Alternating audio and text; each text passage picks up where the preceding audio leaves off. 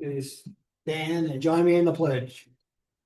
I pledge allegiance to the flag of the United States of America, and to the republic for which it stands, one nation, under God, indivisible, with liberty and justice for all. Victor, would you lead us in prayer, please? Dear Heavenly Father, we thank you for this beautiful, wonderful day that you've allowed us to walk and breathe in today. Thank you for each and every council member. We thank you for each and every city staff member. God, we ask that your grace will be upon us. In the mighty name of Jesus, we pray. Amen. Amen. You need a roll call? Councilor Bradshaw, Here. Councilor Naranjo, Here. Councilor Segal, Here. Mayor Pro Tem Howard, Here. Mayor Becker. Yes. Here. The quorum is declared. Any modifications to the agenda? No, sir. Approval of consent agenda for the minutes of regular meeting from February 19th, 2026, and approval of accounts payable. Move to approve the consent agenda. Second. It's been moved and seconded to approve the consent agenda for the minutes of regular meeting from February 19th, 2026, and approval of accounts payable. Is there any discussion? Unita? Councilor Bradshaw, Aye. Councilor Naranjo, Aye. Councilor Segal, Aye. Mayor Pro Tem Howard, Yes. Mayor Becker. Aye. Motion carries to approve the consent agenda. Proclamations, communications, and appointments. Monte Vista Airport Advisory Board members. Who's doing that one? I can, and I'm sorry, can I see your agenda, Nita? Oh, absolutely. I don't, Bro, please break mine off. appreciate that. And I can shut somebody down. So Rob and I had our first of the year airport board meeting last week, and we were really pleased. Our engineers that you guys recently approved, three of them came down, and they also did aerial shots of the airport, and they're getting ready for our crack seal project that'll be coming up this next year. And so we've got some good changes, I think, to the board. I want to thank those members who have been on the board in the past, because those gentlemen have served on it for decades. And I'm not going to rattle them off because I won't remember. I'll leave somebody off. But I would like to take Jed Ellithorpe off of this list, and for you guys to approve Carlton Thomas, Ted Anderson, Jim Fleming, and Colin Henderson. And Jed and I had talked about this. He serves as our primary FBO, our fixed base operator at the airport. And so if there's a complaint by one of the other pilots and he doesn't get it rectified, he's now on the board that the pilot would come to ask for whatever. And so Jed would rather be kind of sitting back, and he's great and has helped us a bunch. But take him off and leave the board members as Carlton, Ted, Jim, and Colin. And then I'm technically the airport manager and my assistant, Mr. Vance. So we've got meetings set up now for the rest of the year, and we plan on having a little bit more activity from the board members themselves. Move to appoint Carlton Thomas, Ted Anderson, Jim Fleming, and Colin Henderson to the Monte Vista Airport Advisory Board. Second. It's been moved and seconded to appoint Carlton Thomas, Ted Anderson, Jim Fleming, and Colin Henderson to the Monte Vista Airport Advisory Board. Any discussion? Unita? Councilor Bradshaw, Aye. Councilor Naranjo, Aye. Councilor Segal, Aye. Mayor Pro Tem Howard, Yes. Mayor Becker. Yes. Motion carries to appoint Carlton Thomas, Ted Anderson, Jim Fleming, and Colin Henderson to the Monte Vista Airport Advisory Board. Go to citizen comments and special presentations. Citizen comments, city council welcomes your unscheduled comments. Please limit your comments to 3 minutes, and council will not take action at the same meeting. Monty? Yes, sir. Thank you. Actually, I need you, you know. Be sure and sign that paper again. Picky. I wanted to say, and I don't know, is the city doing the cleaning on the canal? It's awesome. They're cleaning up the banks going on the canal going through town. And it looks so much better. And it's nice to see them taking responsibility, even though it's not 100% theirs, for the weeds and the trees and the junk and all of that. I want to commend the police department. We had some transients trying to set up camp, and they came and took care of that by Hope Castle. So I'm thrilled we have a good city, and people are taking care of it, and it's getting better. And I call them our employees, they're not my employees, but we all work together, and it's awesome. We have a good crew, and we need to recognize them and be proud. Anyway, that's all. Thanks. Thank you, Monty. Thanks, Monty. You want to be a citizen, DJ? No, I'm next. Monty's the only one that can leave. Well, we have no scheduled appearances, so we will go to public hearings of the 3 Mile Plan adoption. DJ. Can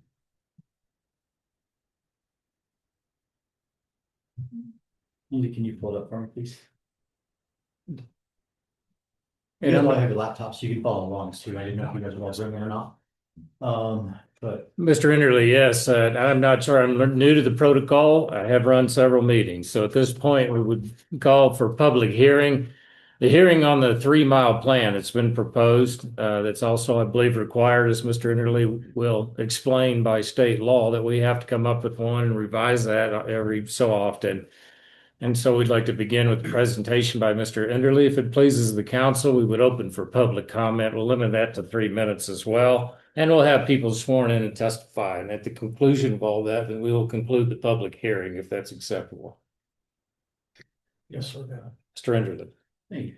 So the last couple of years, we haven't had any changes to the 3 Mile Plan. We've left it alone. And this year, because we made changes, we're having a public hearing versus just being able to do a resolution to extend it. We do have at least one annexation on the books for, I've already got an application for it. So we do have to review it within 1 year of when that annexation comes into play. Otherwise, it can be every 3 to 5 years we do an update to it. Last year, I promised that we'd update the map, so we did. You'll see that the 3 mile area is much larger than 3 miles. And I'll explain that when we get there. Or I can explain it now since you put it down there very nicely. So you'll see this is Monte Vista sitting in the very center of the map, obviously. And this is halfway up Rock Creek. And the reason it goes out so far is if a parcel touches the 3 Mile Plan, they're part of the 3 Mile Plan. Well, this is all one giant parcel that goes around there. So it touches that one, and this is another large parcel that goes around. So that's why it's so large and why it's so weirdly shaped, because it went by parcel as opposed to years past. We generalized it and basically just drew straight lines and kind of made it as close as we could. We have a little bit better GIS coming. This one we were able to get where we want it to be, but our new GIS program actually will be exact. This one's pretty dang close. If it touches the parcel, it's included. So that's the new map that we created, basically so now it meets the intent and the statute the way it's supposed to be done. The other things that we changed is we changed some of the areas of focus. If you guys looked at the areas of focus, you'll notice that last year we were there last year. We had more. We had going up 285 north toward the river, and we removed that portion. It's not that we would annex in if somebody wanted to, but as an area of focus, it's challenging because it's cost prohibitive for the services we have to provide. We can't, the city is not going to be able to at this time put in water and sewer to get up that way. And so if a developer or somebody wanted to annex in, they would be responsible for that portion. So it should be an area of focus for us. It's not something we actually want to do because we can't afford it. So we removed that one. And then everything else more or less stayed the same. I would also like council to look at area one. Can you scroll down to area one, please?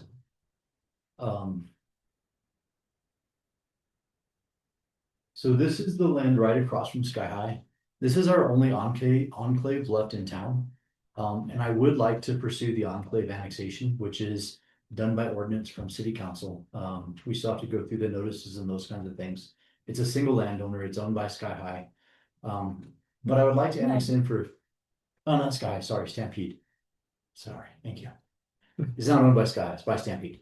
One of the reasons why is it creates a jurisdictional issue at times. Yes, we have an IGA, but technically anything that happens in that square is inside the county, so therefore it's the sheriff. So at Stampede, that should be a county response, not a city.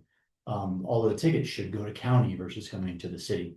So all those kinds of things, like it just creates a stupidity as far as our own workflow. And so I think it would be nice to go ahead and pursue that since it is relatively easy process. And we're already going to be doing another annexation for another piece of property that we'll get through once planning and zoning gets it in their hands. So that's the one area of focus. It's our last enclave. We had about 7 that were all closed up over the course of the last decade or so. And this one was created when BLM was annexed in 2010. 10. And so this is the last one. So I'd like permission from council, not this time, after the public hearing, to be able to kind of pursue that and change that. The other areas of focus generally stayed the same. We didn't change a whole lot of the lines.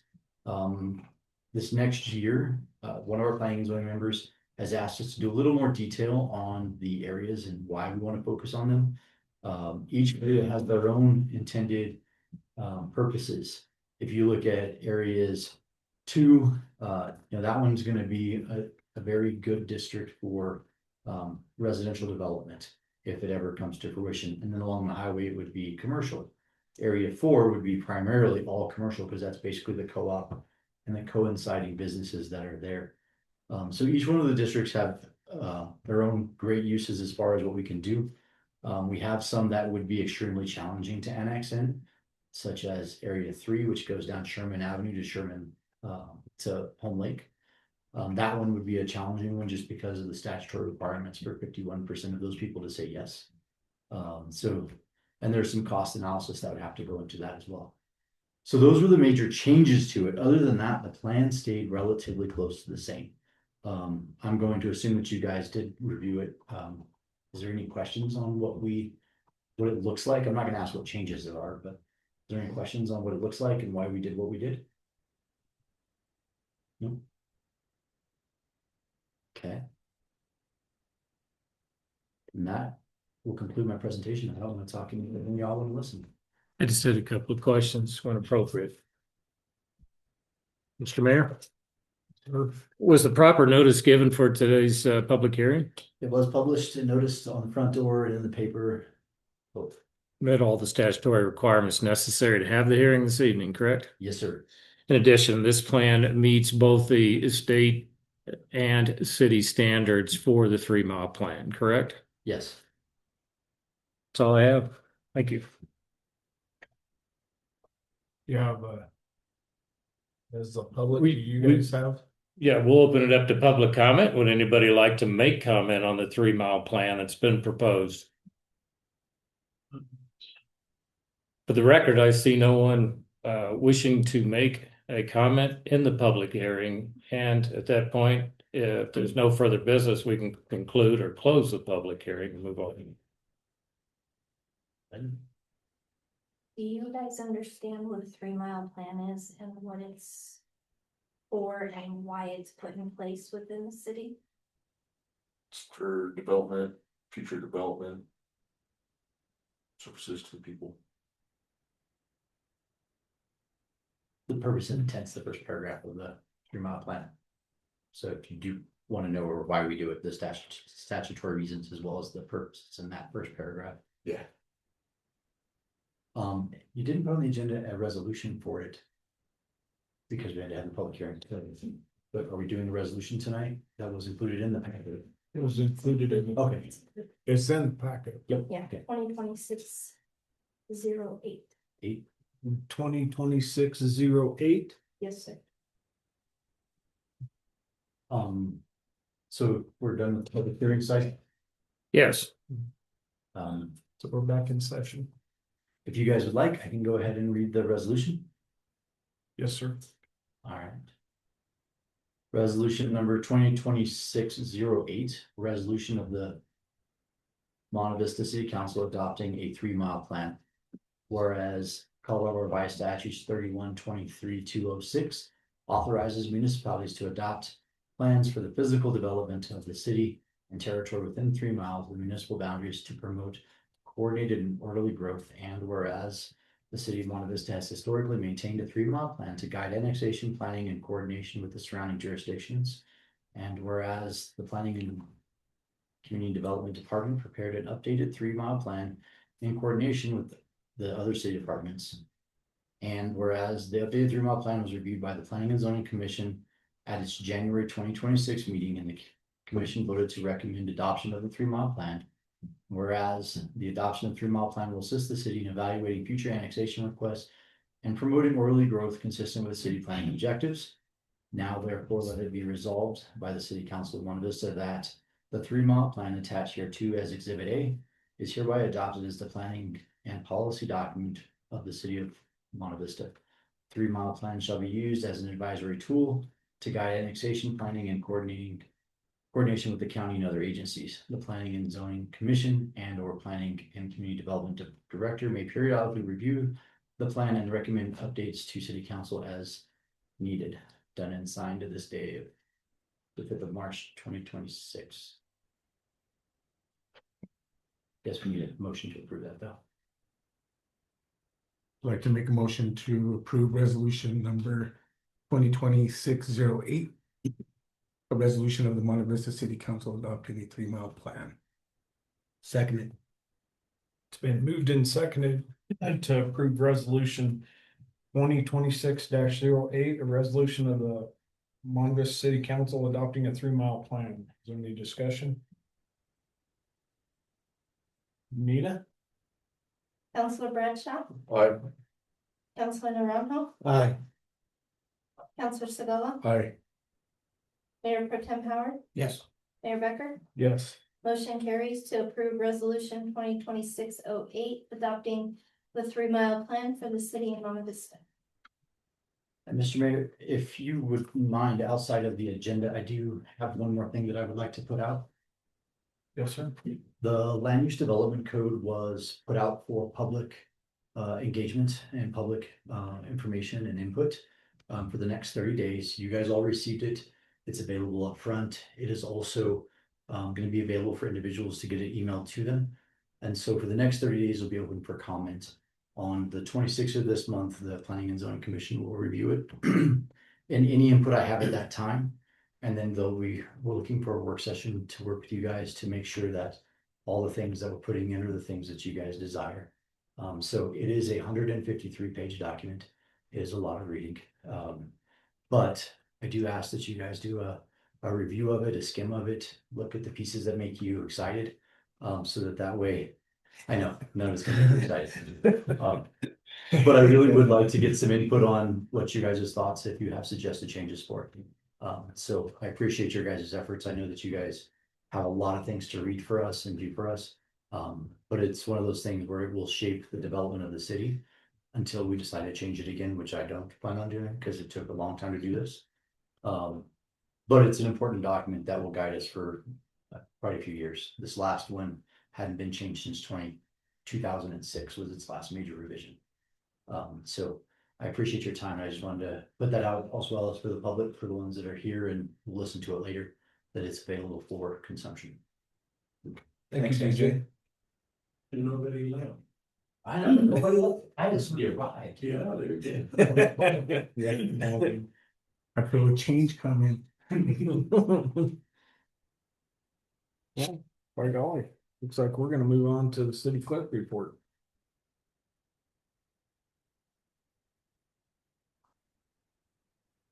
Good evening, Mayor and Council. I don't have a whole lot for you this evening, just a few things I'll go over with you. If you are interested in attending the CML conference this year, please let me know and I will get you registered for that. Okay, When is it? June 23rd, 24th, 22, 25th. 25 or something. Yeah, 22nd to the 25th. Lauren, And I need nothing but the registration. I will get you registered for that. And then just so you both know, the city does pay for it. If you do take your significant other, then you will have to pay for that. But the city will pay for your hotel and your conference stay. Okay. The city clerk's office, we've been working on vendor license for the Crane Festival and upcoming events within the city. We have been working on trying to get a better schedule and a better process on getting those vendor permits because the chamber had scheduled and had received 138 vendors for the Crane Fest this year. And at the beginning, when they first originally announced that, at that point in time, we only had 30 vendor permits that had been received through us. So today, Sarah and I went out to Sky High and we sat there for a little over an hour and a half and tried to collect vendor permits that didn't apply for the vendor permits. And we were somewhat successful. So there's still quite a few that didn't get vendor permits. So I'm gonna try to work with Heather and come up with a better plan on getting people to get their vendor permits first before they get their booths in the future. So we're working on that. All the business license have been applied for and renewed, so we didn't have any outstanding business license this year. Court, we had a quick turnaround, so we had court on the 26th of February and we have court again on March 12th. Our docket for the 12th is a shorter docket this time. We did go to a semi-paperless docket and it worked, I would say, pretty well with the courts, this last court doc. So we're still working on getting that completed and I hope Brad was happy with that. Yeah, I think I was Process. paperless. It was the judge, right? He kind Yeah. of still likes something. He's still getting used to it. Yeah. We're getting there. But it seemed to go pretty well. I think our biggest obstacle now is just getting defendants back into the courtroom. We did have a meeting with the chief, city attorney and the district attorney trying to get some of our frequent flyers and getting those cases turned over to county court where they have a little bit more teeth to put them in jail and or collect fees and fines versus where we don't have that kind of teeth right now. So again, we're still trying to figure out the obstacles of putting jail back on the table because there's a lot more obstacles than we want to really tackle at this point because there is a budget that we have to think about too. So that's where I'm at. You have any questions for me? Okay. Thank you, Unita. Public Works. Mr. Vance, Assistant Chair to the airport.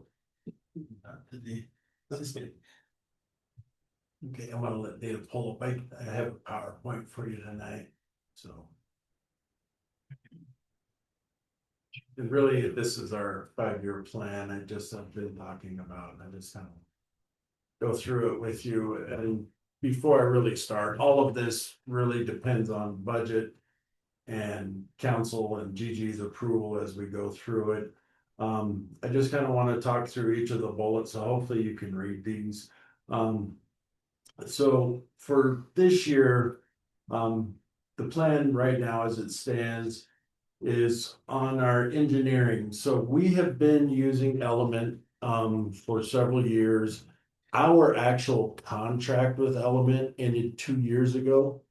But since we've been doing everything with the wastewater plant, I've kind of left things alone.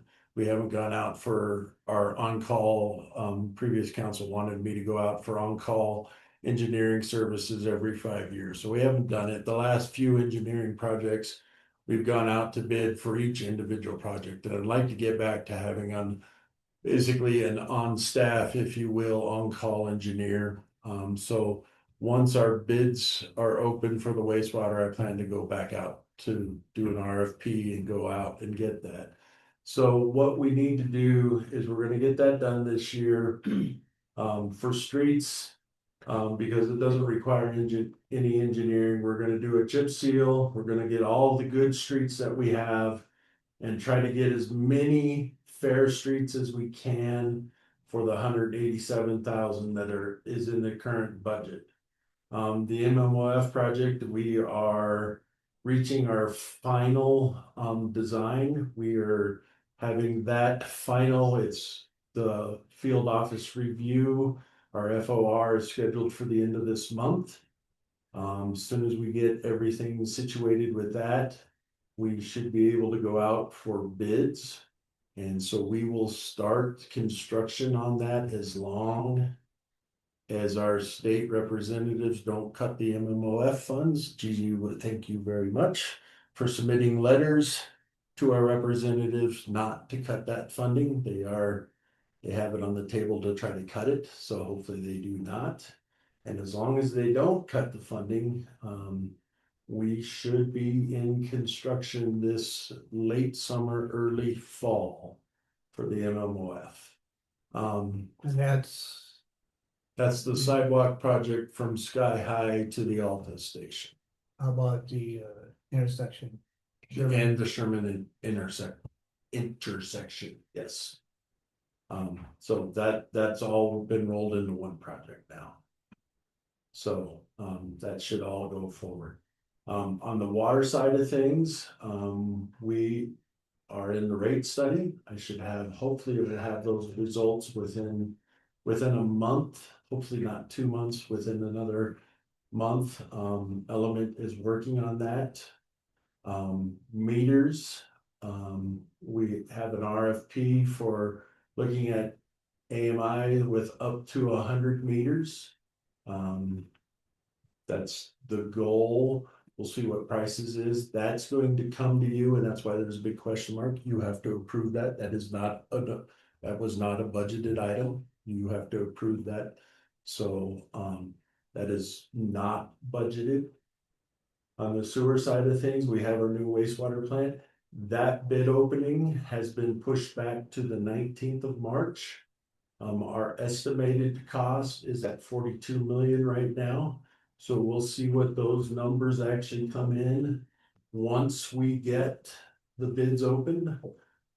We have our cleaning project this year, which is from Washington to Lyle, 8th Street, all the way up to Sickles. There's $100,000 budgeted for that. Storm sewer is the engineering for the little oops there at Second and Jefferson, 75,000. And we also have storm cleaning of the trunk line on 4th, all the way up to the trunk line there at Second, which is another 75,000. That's the main trunk line that likes the flood there in front of Margot's house. She can tell you about that when we have our heavier rains. So we're gonna be doing from 4th, that'll go all the way from Morse over to 4th and then up 4th Street, up in front of Jefferson to the 2nd Street trunk line.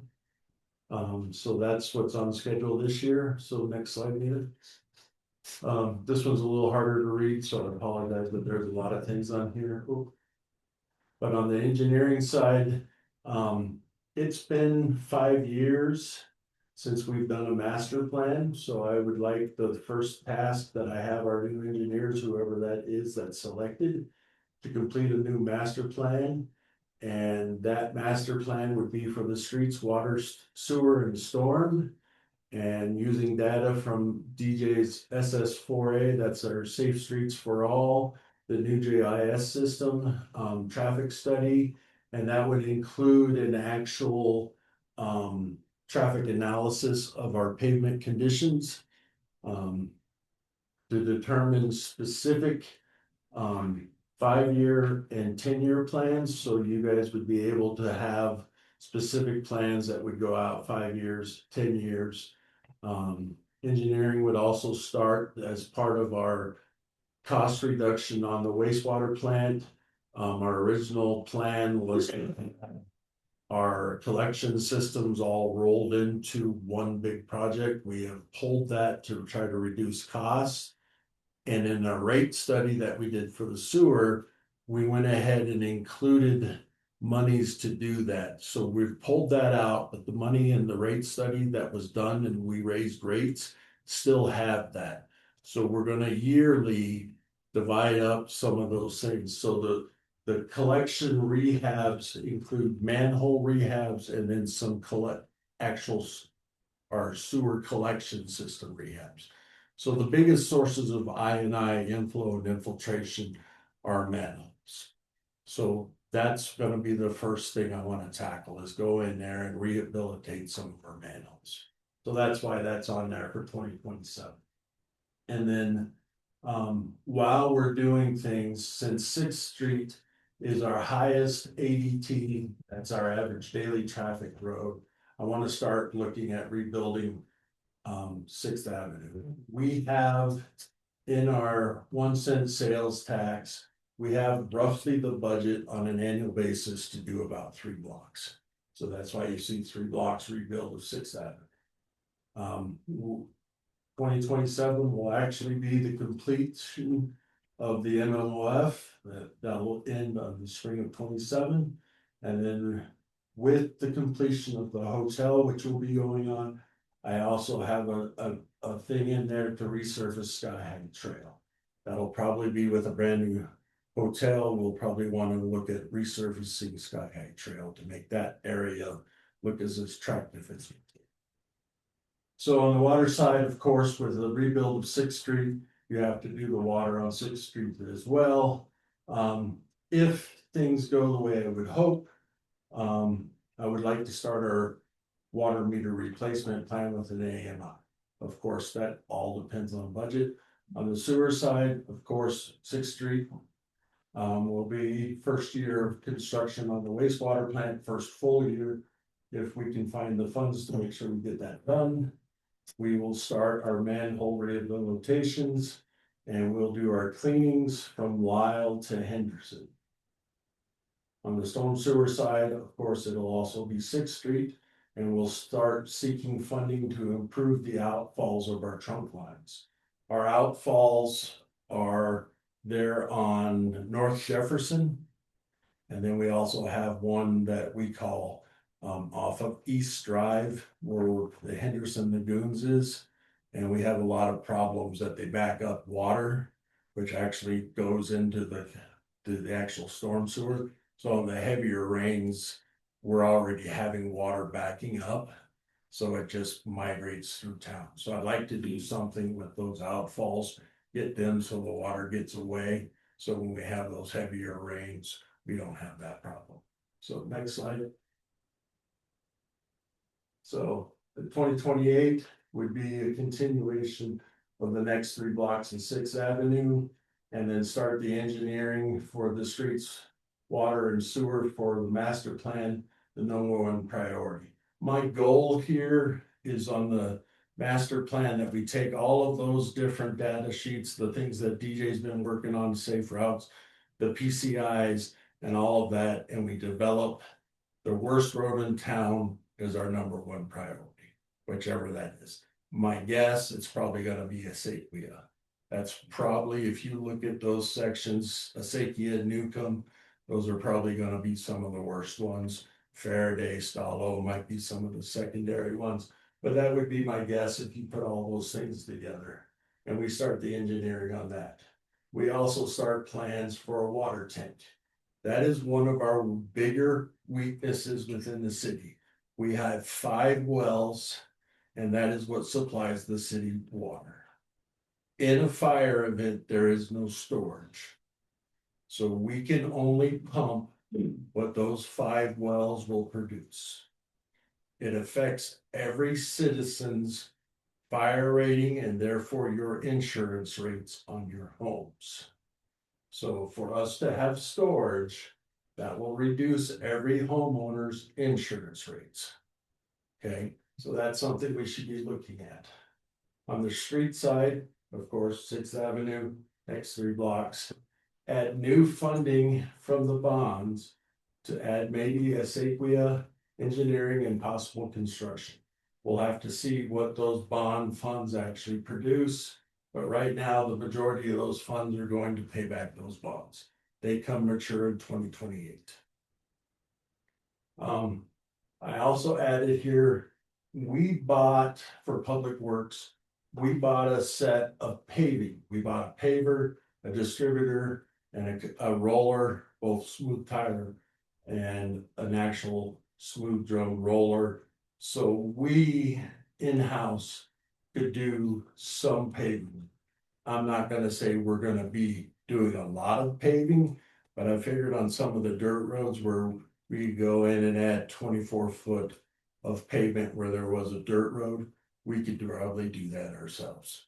And that way, the only expense we're having is to actually buy the asphalt. So I'm putting that in there.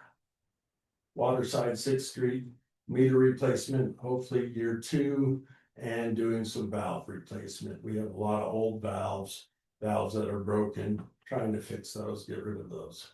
Sewer side 6th Street, collection rehab, continuation with the manholes. Storm sewer would be 6th Street and cleaning. Next slide, Nina. 29 overall plan, priority number 2 of the master plan, streets. This would be the full implementation of the master plan, priority number 1, construction. Water, seek grants for the storage tank specifically, finish the meter replacement, sewer cleaning Henderson to veterans, and that would be our system complete. We have an obligation through CIRSA that our sewer system, the entire system, is cleaned between 1 and 3 years. Our budget only allows us to complete that once every 5 years. CIRSA's okay with it as long as we're maintaining a rotating basis. We've been doing it. That would complete our 5-year rotation. The entire system would have been cleaned, but this year in 2029, 5 years. So that completes that. Sewer collection system, manhole rehab, that year should complete all of our manholes that haven't been rehabbed. Storm sewer, cleaning trunk to exit 2nd Avenue. That would be there on North Jefferson, right? If you're familiar with where West Nichols is, that's where that exit is. There's a trailer house. Fennell's property comes across. North Jefferson comes out. Our outfall is right there where that big old thing is. Schaefer's property is right there, the big radio tower. That's where our outfall is. I'd like to have that. That's what we need to do. 2030 5th year engineering master plan number 3. Streets, fully implement the construction, priority number 2. Water, if we secure a grant, construct the tank. Look at purchasing some sort of a leak detection device. Continue on with the valve replacements. You notice that I only did valve replacement every other year. Just because I don't see us on the water side having a huge, I don't think council's gonna want to really increase rates that much. So I've kind of been budgeting kind of conservatively. Sewer cleaning 4th through Lariat. That is the start. That's where we started this program. So that will be year number 1 of the 2nd rotation. And then collection rehab, we finished the manholes. Now we're doing the collection system. There's very little of our collection system that needs to be done. So that program is going to be nearing completion, probably 3 years of that. And our entire sewer collection system will have been completed. So that's good news for our system. And then storm sewer would be the cleaning, finish the remaining system. So with that, I would open it up for any questions you might have or any concerns. Like I said, The program is really dependent upon budget and of course your approval, Gigi's approval. But I just kind of wanted to put it in the back of our head as we move through this year and into budget season to kind of think on that and just have it in the back of your head.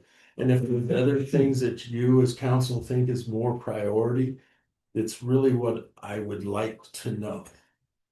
You know, there's a lot of things DJ's working on that is going to play a part of that. And that's why I think the master plan is really kind of critical at this point to make sure that we incorporate the things that DJ's been working on and the things that I think are critical to make sure that we are really looking at our streets in a more scientific way with data-driven results that we can say, these are why we're looking at these streets. And this is why we're doing what we're doing. So. Water tank, Well, water tank, yes, sir. elevated, Don't need it. I would think would it be elevated, would it be an elevated tank, you think, or? it has to be an elevated tank. Has to be an elevated. So for the system in the summer months, we use about 3 million gallons a day. In the winter months, it drops to about 750. Mhm. So according to the industry, we should have storage of about 3 million gallons. The problem is trying to keep the chlorine residual for 3 million gallons in the winter would be the problem. So for right now, if we could look at about a 1 million gallon tank that we could keep full in the summer, and then we'd have to kind of keep about half full, 3/4 of the way full in the winter months, just so we would have that storage would be ideal. And then we'd have to find a location, probably either somewhere around Jackson.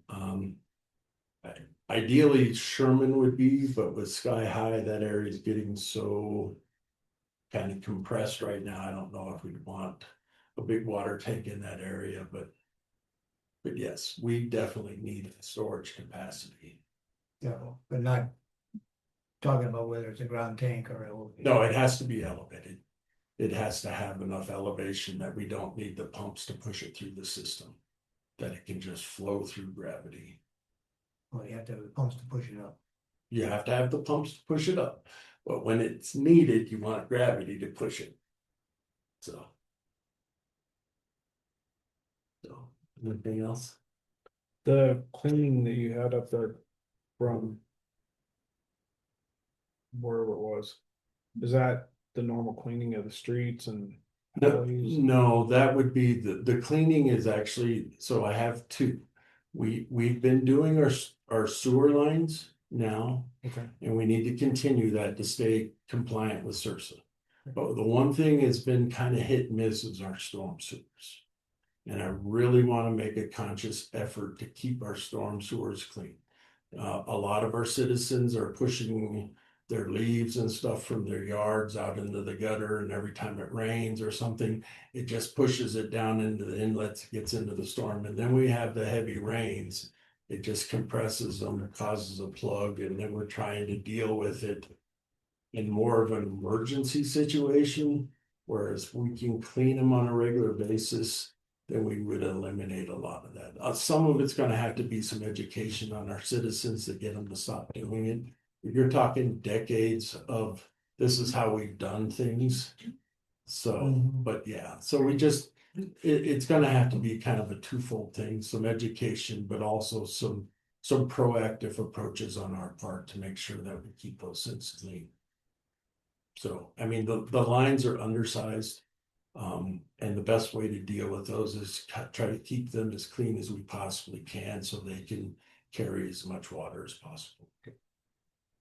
What does cleaning entail? Is it like a So it's like huge a flush? It's kind of a flush, but it's very much a sewer jetter going through, jetting the line, getting any roots, anything that's growing in them, and then vacuuming out the leaves and the debris that it cleaned out, and actually removing that material so the line is clean. And what it does when they go in and they clean, they go in and they camera the line first, and then they clean it, And then they camera it again after they've done the thorough cleaning to make sure that it's clean. They also, when they camera it, they take pictures and they notate it to where any deficiencies, any cracks, any breaks. So then we can plan where we need to invest our money to fix things. Okay. So, and then there's things we can do like slip lining, where we don't necessarily have to dig up the pipe. We can actually slip line it and improve the pipe and keep it solid so we can actually save some money that way in the long term.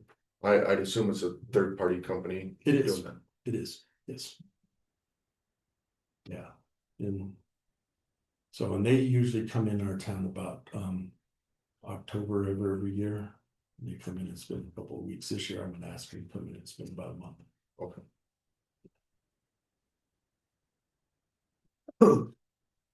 Okay. Thank you, Rob. PD. Chief.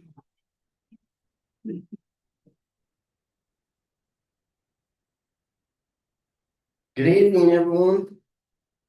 Really, I just wanted to kind of give it's been actually 2 months since I was hired and got here, so I just wanted to give a kind of a 60-day overview of kind of what I set out to do, and give just a brief overview of that. Obviously, the focus was to assess the department, our operations, staffing, training, and the community relationships.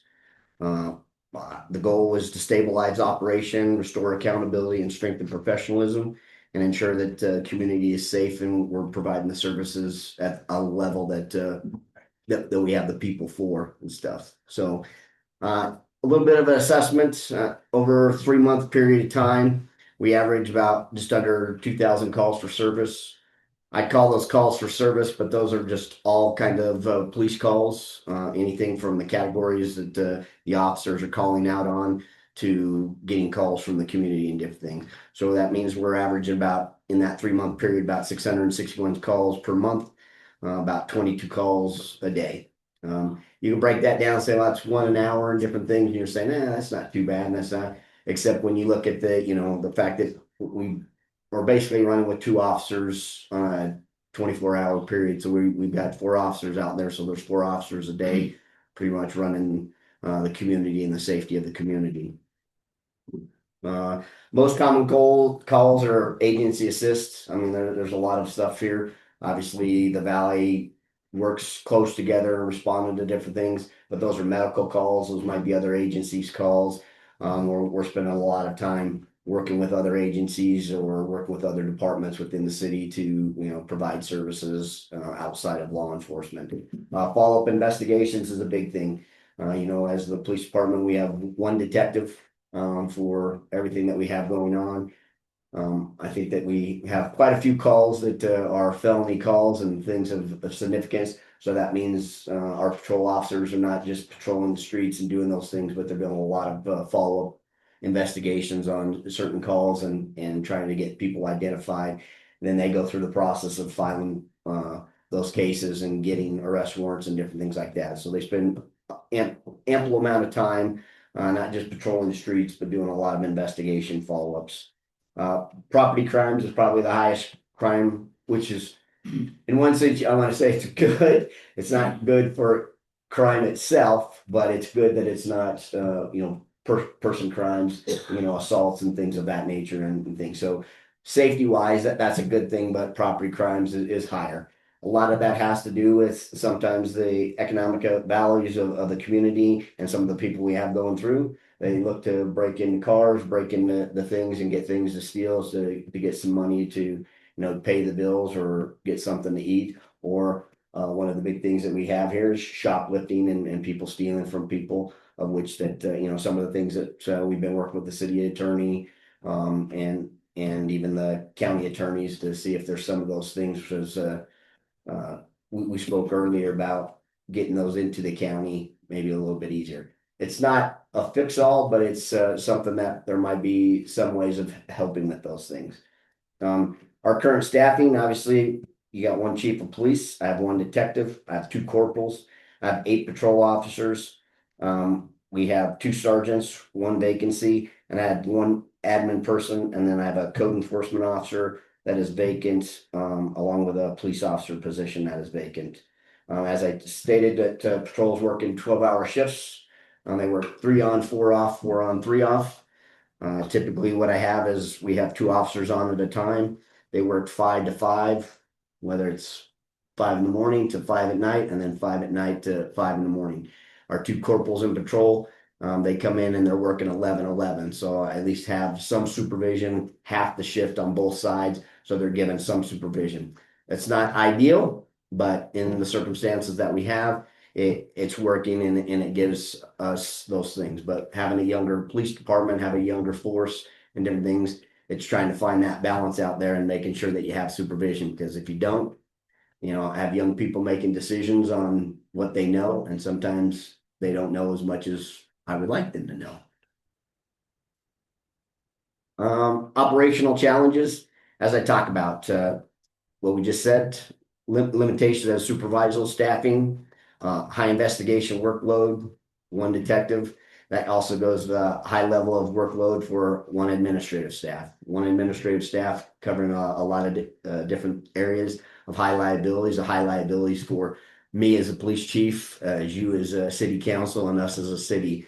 Somebody oversees not only records but property evidence and kind of all our IT operations within the police department.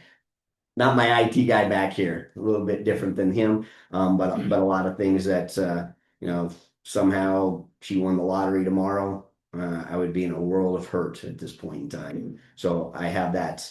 Administrative responsibilities, that goes back to the same things. When you don't have administrative support, there's a lot of other people that have to do that. And that means patrol officers are being pulled to help out with administrative staff.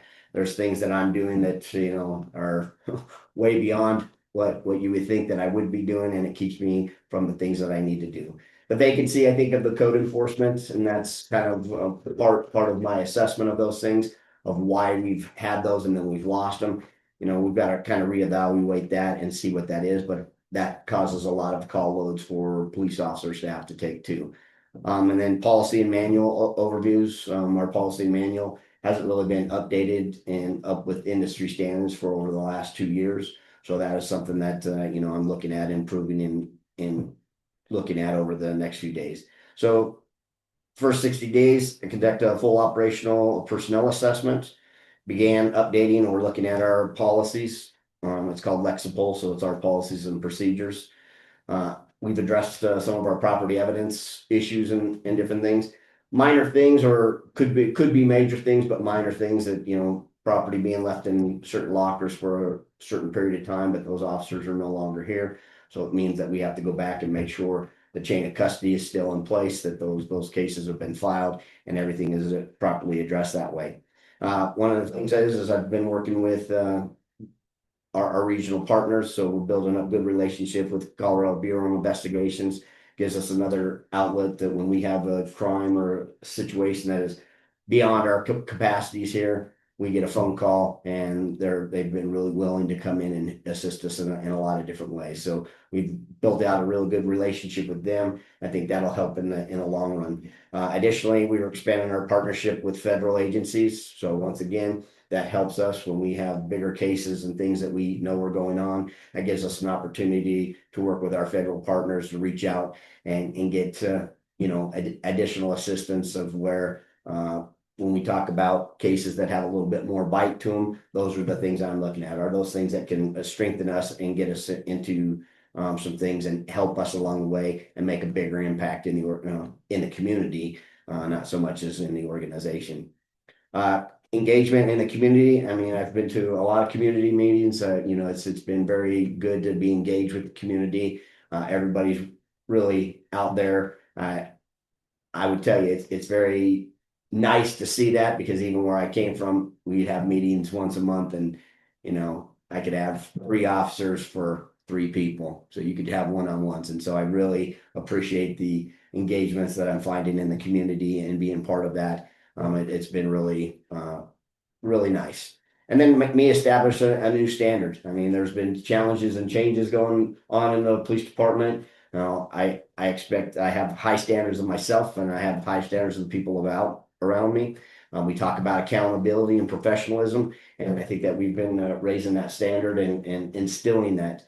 It's not that it wasn't here before, it's just that it's raising it to a new level, and each day trying to progressively build it up to get us where we really should be. We want to be the industry standard. We want to be, we're covering that, but we want to be the industry standard. And I expect people to be wanting to come to Monte Vista and want to be part of this and be the gold standard of what we set and how it is. So, and then looking at leadership opportunities. It's not so much we have the money to go out and send people to conferences and different things. We do have some money, and it's to get our officers trained and have that ability, but it's also building up leadership within the organization so we can work on the same level to empower people. My goal is really to empower people, to have them understand the vision of where we're going, and then empower them on how we get there. But there's ways of it. I'm learning that there's additional ways that you have to do that. You can't just put words on a wall or say, hey, this is where we want to be. It's everyday training and getting that, and getting people to understand the workflow and why we're doing what we need to do and who we work for, and why we do those standards and raise those things. So I think that's very important. Operationally, right now, hopefully here within the next week, I'm reviewing all the 3 openings that we have. So we have a police sergeant opening, a police officer opening, and then a code enforcement. So I'm reviewing the announcements on those, and I'll be working with HR. So hopefully within the next week, those will get announced, and we can start our processes for those, which will help us with some supervision, will also help us get us more people so we can expand our investigations, and then make sure that we're addressing the quality of life issues. These aren't the things that are going to solve all things, but they're a good start as to what we're building up here and what we've spent the last 60 days doing. The focus here for the next several months will be obviously getting our policies and procedures up to speed. I'm anticipating that will probably take somewhere between 60 and 90 days, depending on, I've got somebody that's going to come in and assist us with that, or really get into the system and help me get those up to speed. It's somebody that's been able to do that or knows how to do that properly and get that. Expanding departmental training, once again, getting people out, but also, what we're running with right now is, we have 3 people that we're covering a shift. And if somebody's sick or somebody's gone, that gets me down to minimums all the time. So trying to send somebody to training, trying to get people out to do everything, even when you think about vacations and everything, it's very difficult. So you can't do that without almost covering it with overtime and different things. And so, the saying goes, you're robbing Peter to pay Paul, and it's just you're creating more issues and different things. But that's the other part of that. We have really good people. They love the community, but we got to work on how do I take care of them so they continue to take care of the community and do the things, because when they get run down and they're not their best, that's when liabilities come in, and it's where it's going to cost the city and everybody a lot more than an extra body or something. So those are things that we need to look at and try to improve. Working on our property evidence management and procedures, and looking at those, seeing if there's things that we can strengthen those, and continue to strengthen the relationships that I've been trying to build here, and working with other agencies to see how do we work hand in hand to help and regionally strengthen everybody. It's not just about one person, it's about the whole group and how we make things better. So once again, I have to tell you, the people that we do have here are very committed to the community.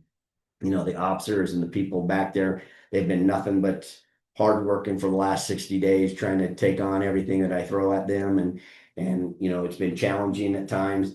And, you try to be as transparent as you can. And then there's certain things that you can't be transparent on. And so everyone starts to guess and wonder.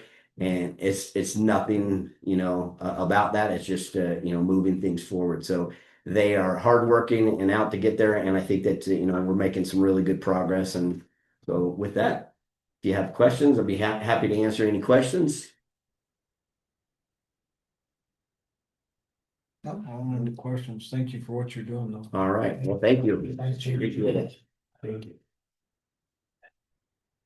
You can ask him later. No, I will need to make sure. I'll call him. And him, the last 2 months, they've been at our neighborhood watch. Both of them. And that's something I meant to bring up later. And take that. Thank you. Cheers. IT, DOS. Good evening, Mayor, Council. Try and keep it short and sweet, so that way we all can go ahead and go home, because I know it's been a long week for a lot of people. But Ag Conference, I like to say is probably the best it's been since we've taken it over and doing the events there at Sky High.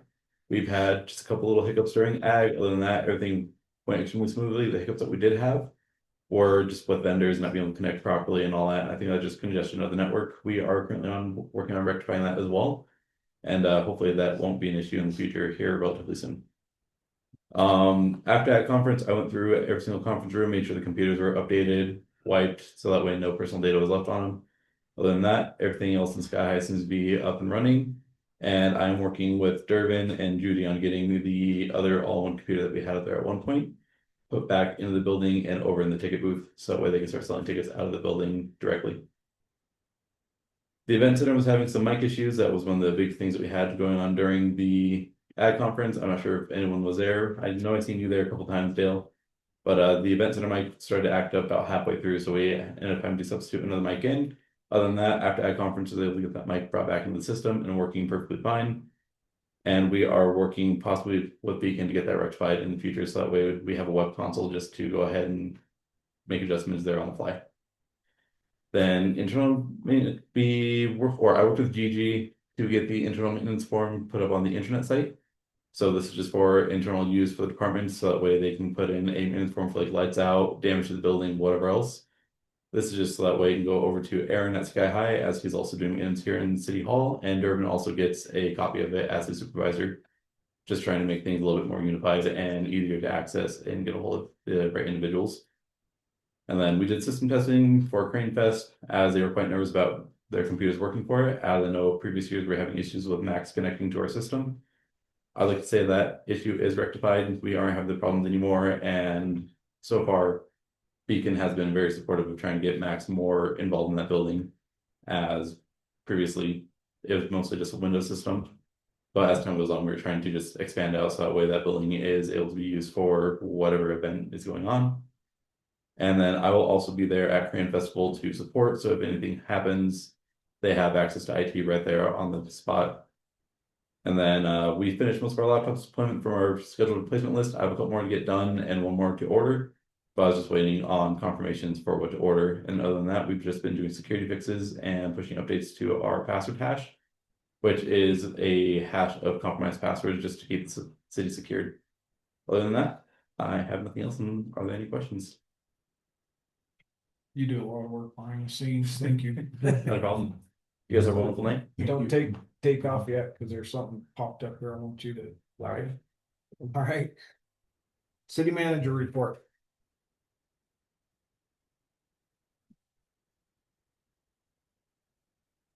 Oh, she don't have paper, so we're in trouble now. It's like, Oh. I brought this for the calendar so that we can talk about that. So Rob had mentioned the wastewater treatment plant, and the bids will come back in on the 19th. So Judy and I have been working with, they're called Kutak Rock. That would be our bond counsel. And so as soon as we hear back from them, we're going to have to start that process and work with Brad on what the conditions are and what we do for our loans and that sort of thing. They've assured us that they've worked with many communities smaller than Monte Vista, and they will hold our hand and help us get through this, because that's something new for Judy and I. We're working with CoBank as well, because the way our funding works with USDA rural development is we have to get a construction loan in order to get the facility built, and then their loan kicks in. So right now, with interest rates at 6%, we're going to be paying a lot of money in interest before we even get to pay on our loan itself. So that's it is what it is. That's something we don't have control over. I did listen in on a presentation today from Senator Bennett and Senator Hickenlooper's office on congressional directed spending. They're taking problems to consider, and then the Senate subcommittee of whichever department we say we want this funds to come from, will have the final say if we get funded or not. Kind of the range is usually 500,000, maybe up to 2 million-ish. And so we've got a phone call here coming up shortly with our engineer. They're going to help us write it, and we're going to request 5 million and just see where it goes. You know, the challenge is right now, if the project comes in at 42 million, as they're estimating, we're 12 million short. And we've done the paperwork for a $1 million loan with the Department of Local Affairs, but I don't have the people power to manage 12 more $1 million grants. I mean, that's just going to be a crazy nightmare. So we're working with a nonprofit out of Washington, D.C. This nonprofit is funded by the EPA. They were trying to help find us chunks of money instead of, you know, $1 million is still $1 million, but there's a lot of paperwork and processes that have to go into managing all that. So we're working, it's kind of crazy, but we're trying to find those dollars. The multi-purpose building at the golf course is going along quite well. They hope to have the ribbon cutting the first part of April. So if we do, I'll let you guys know that. I got contacted by South Fork, the Rio Grande Club. They have an older but low hours beverage cart machine. Monty's golf course doesn't have one. And so we may get a free beverage cart out of this so that, yes, for their tournaments and stuff, they can drive around and sell their refreshments. The driving range, right now, we don't have one. The driving range that the city has been using is on private property. And right now there's an issue between that property owner and the golf board. And the property owner is saying, no more. So we're trying to work that out. And I don't know. The golf board said, well, we're putting into golf simulators. They can go inside and practice, but that's not really a very good long-term solution. I've talked to right there at the corner of Country Club Drive and Prospect, we have one of our well water pump houses. So I talked to the art teacher and told her I wanted something fun and whimsical painted on there that had a golf theme. And so Rob's team is doing the prep work on it, and she wants to get something done and painted over spring break. So maybe that'll even be completed by the time they do the ribbon cutting. So I think that'll be fun. I went up to Denver on Monday for the Senate confirmation hearing for the Aeronautical Board. And it was nice to go up and see some friends. And we went, Senator Simpson had us come in on the Senate floor and we listened to some of that. And it went up for a vote today, and I'm officially on there, so no black marks. We need to discuss having a couple of work sessions. And, today's agenda, the last couple have been rather light, which has been nice for all of us.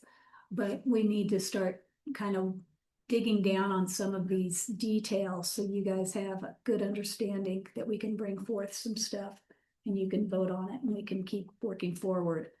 One of them DJ mentioned was the land use code. Cause that, we're gonna have to probably schedule a couple hours, unfortunately.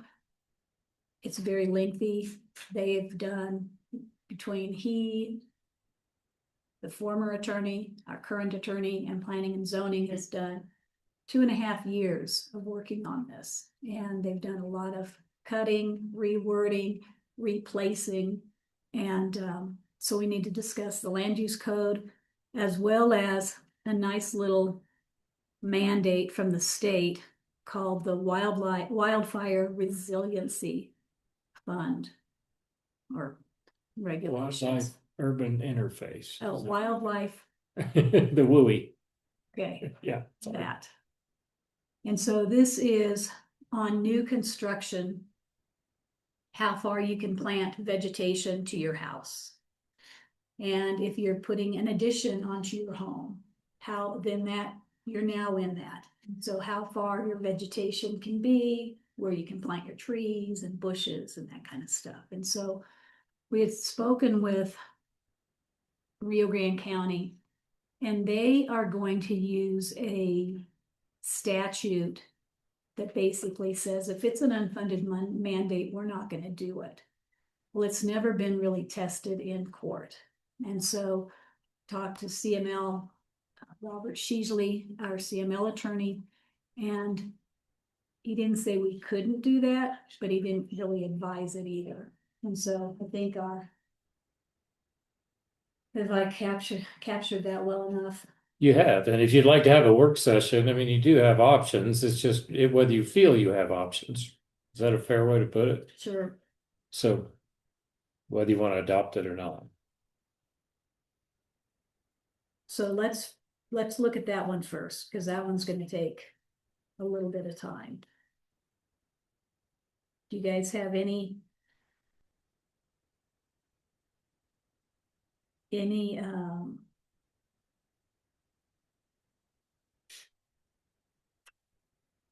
stomach to do that next week? Next week. Next week.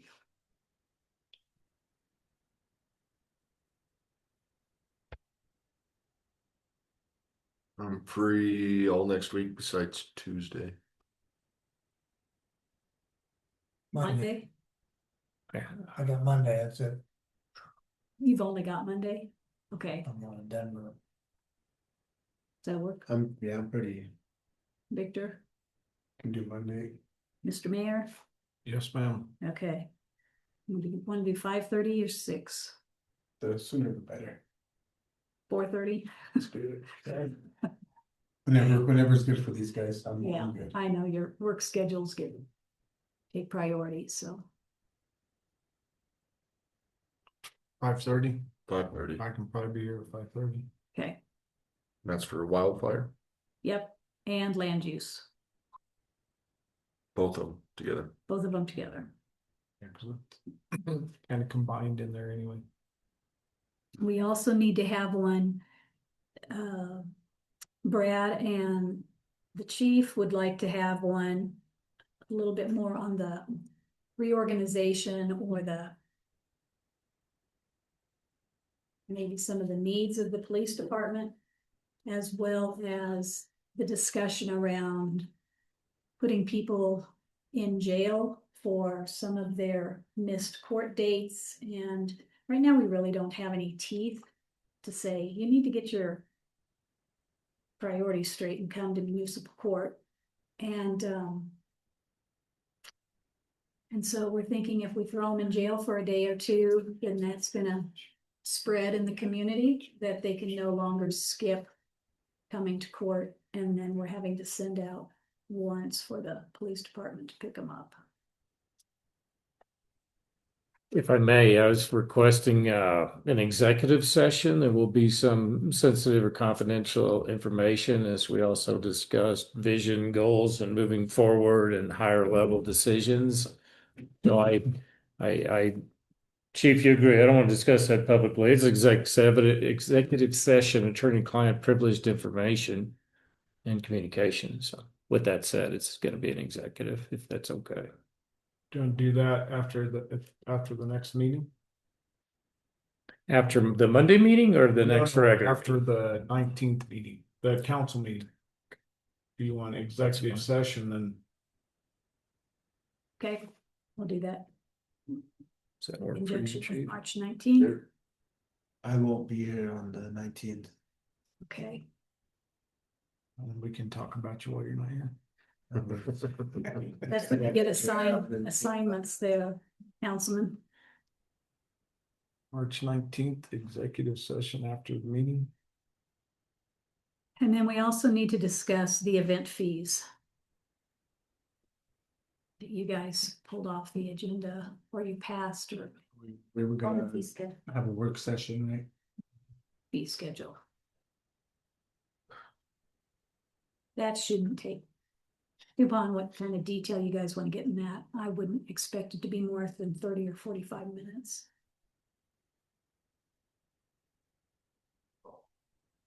How soon does that need to be? Just. What about the 16th? That work? Yeah, I'm gone that whole week of the 15th to the 21st for spring break. I'm gone the whole week. I think we should close down the city for spring break. We don't, we close. What about the 12th?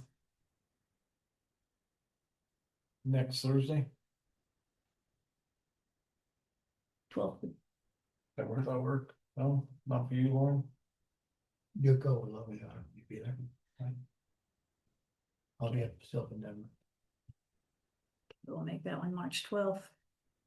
At 5:30 again. And Nita or I will send you guys an email with all of these dates and confirmations on them. And then we don't need to schedule this right now, but DJ and I want to have a work session with you to kind of talk about the whole economic development of downtown and Adams Street. And in particular, 117 Adams. 117 Adams was a gift from RG Bank that is a money pit for the city. We need to learn to say no when someone's offering a free gift.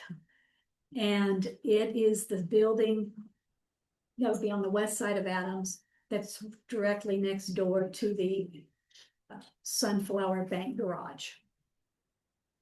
Is that, sorry, is that where they have the hamburger fry, or is it the next one? The next one over. Okay, So it's an actual building. building, okay.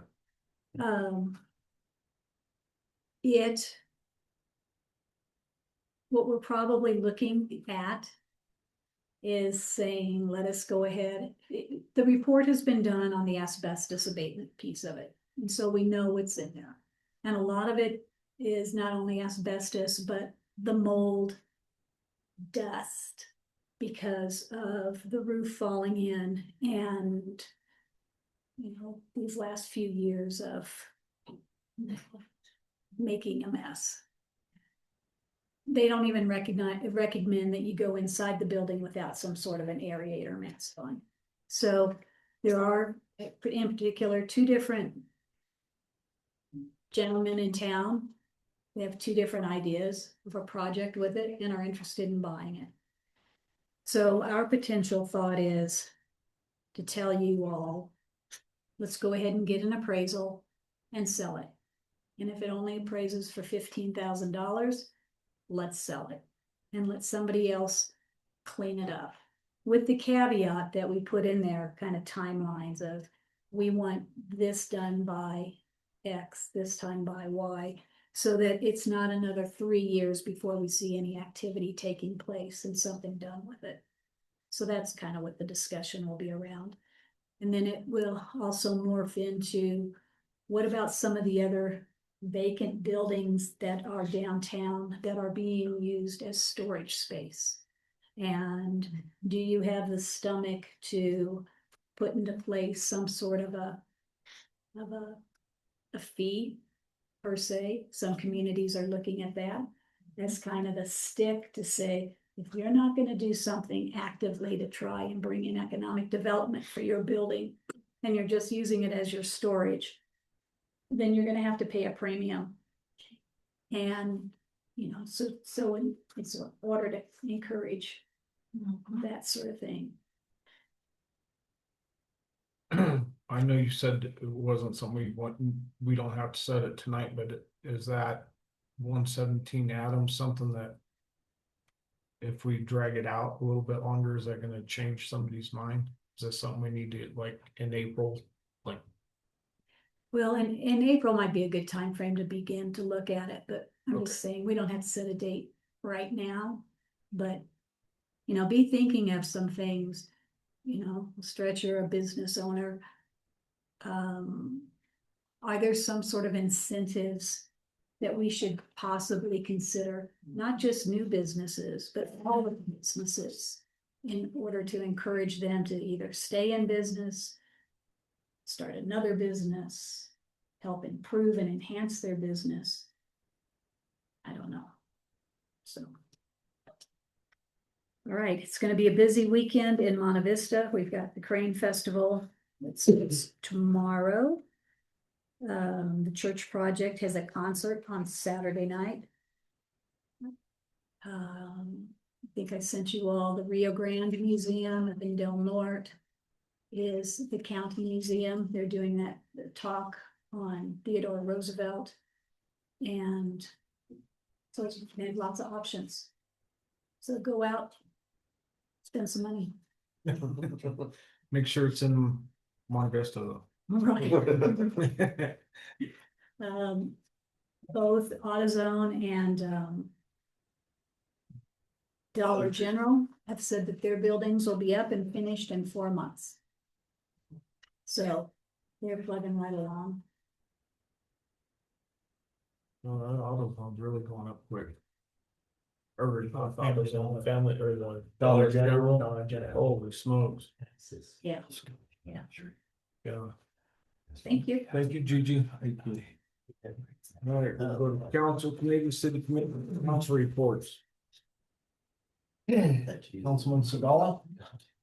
I don't really have anything at this moment, except I didn't know that there was an actual swimming pool under the old Mason building there. When you said you saw the dozer in the swimming pool, I was like, I thought maybe he created a swimming pool. And then I was driving with one of my residents and they brought it up. And I was like, oh, there was an actual swimming pool there.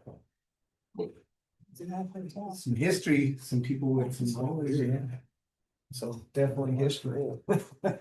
Yeah, it's exciting to see, businesses going up. I know a lot of people aren't very happy, with some of the stuff that's coming up, but it's, the AutoZone is gonna be a lot nicer looking than what was sitting there. Yeah. So that's definitely a plus and, people were griping on Facebook on the community awareness page about Dollar General, but they're the ones investing, so yeah. What can they say?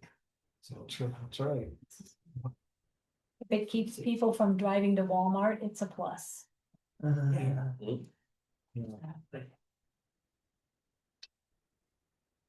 Nada tostada, huh? Councilman Bradshaw? I don't really have much either. Excited for Crane Festival. Go out there. Spend some money. But I'm excited. Basketball's almost done. We got regional basketball this week in Carbondale. What is it, Carbondale? Yeah. So cheers on. If we win, we'll play again on Saturday, and then we'll go to state if we win tomorrow and Saturday. So throw some good luck in there for us. We're gonna need it. But if we lose, then basketball's done for me. So it's a win-win regardless. Get a decompress a little bit. So yeah, it's been fun. I love getting back to this community. It's why the big reason why I'm here today. So Well, with that, I don't really have much, just keep an eye on your neighbors all the time. Watch what's going on in your neighborhood. Keep an eye out for our officers in case they need some eyeballs so they can be careful out there. But if you see something, say something. It is not falling on deaf ears, and I've about had it with Facebook and all the crap that's being said. It's not falling on deaf ears. They're hearing it. Just got to be understanding. Most of us here raised kids. We've got to be understanding. So with that, we will reset the meeting till March 19th, 6 p.m. here in council chambers. Hey, Doss, you can have it. I know it's something simple, but Thank you. I've been waiting to stick with the